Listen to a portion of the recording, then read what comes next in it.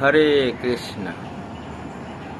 সবাইকে কৃষ্ণ প্রীতি এবং শুভেচ্ছা।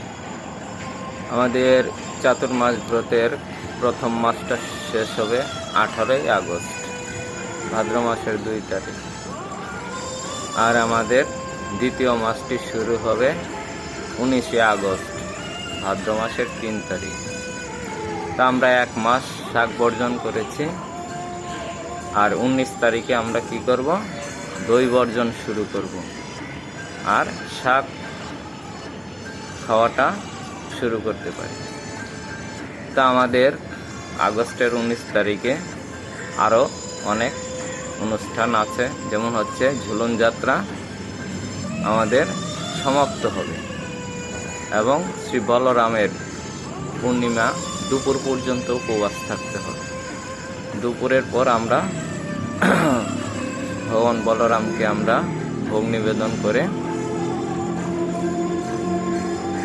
এবং দধি বর্জন করে আমরা সেই ব্রত পালন করতে পারি। আমাদের এখানে বলা হয়েছে যে শ্রীকৃষ্ণের জ্যেষ্ঠ ভ্রাতা শ্রী বলরাম বসুদেবের অন্নপত্নী রোহিণীর দেবীর গর্ভে আবির্ভূত হয়েছিলেন।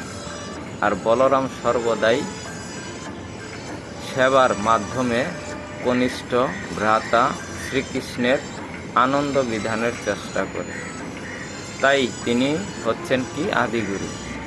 কিভাবে শ্রীকৃষ্ণের সেবা করতে হয় তা তিনি আমাদের শিখিয়েছেন। বলরাম বড় হয়েও কি করেছেন? শ্রীকৃষ্ণের সেবায় যুক্ত ছিলেন সর্বদা। তা আমরা সবাই কি করব?